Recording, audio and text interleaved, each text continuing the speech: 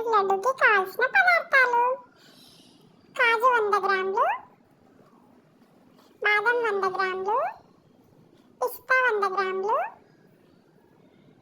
Pumpkin seeds 100 గ్రాములు, అవిసె గింజలు 100 గ్రాములు, సన్ఫ్లవర్ సీడ్స్ 100 గ్రాములు, ఎండు ద్రాక్ష 100 గ్రాములు,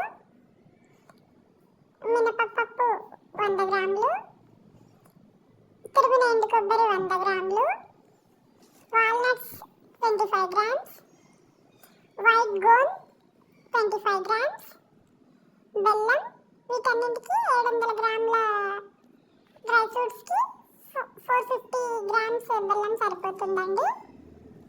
ముందుగా బాదం పప్పుల్ని చిన్న చిన్న ముక్కలుగా కట్ చేసుకోవాలి.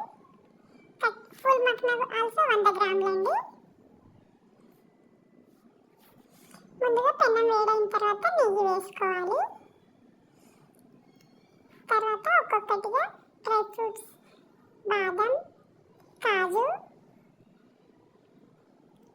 సన్ఫ్లవర్ సీడ్స్,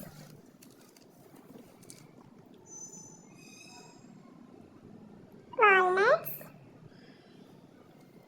పిస్తా ఒక్కొక్కటిగా వేసుకోవాలండి. చివరగా అవిసె గింజలు సన్నని మంటపై పచ్చి వాసన పోయే వరకు వేయించుకోవాలి. తర్వాత వీటిని పక్కకు తీసుకుని మరలా పెన్నం పెట్టుకొని మినపప్పు కూడా కొంచెం నెయ్యి వేసి కొంచెం గోల్డెన్ బ్రౌన్ పచ్చి వాసన పోయే వరకు వేసుకోవాలి. ఫుల్ మక్కన కూడా అలాగే కొంచెం నెయ్యి వేసి వేయించాలి. చివరగా వైట్ గోన్ సన్నని మంటపై వేస్తే కొంచెం పొంగు వస్తుంది. పొంగు వచ్చే వరకు సన్నని మంటపై వేయించాలి ఈ విధంగా. తర్వాత వీటన్నింటికి బరకగా మిక్సీ పట్టుకోవాలి. మిక్సీ పట్టుకున్న తర్వాత కావాల్సిన సైజులో లడ్డూలు చేసుకోవాలి. రుచికరమైన healthy dry fruit laddu ready.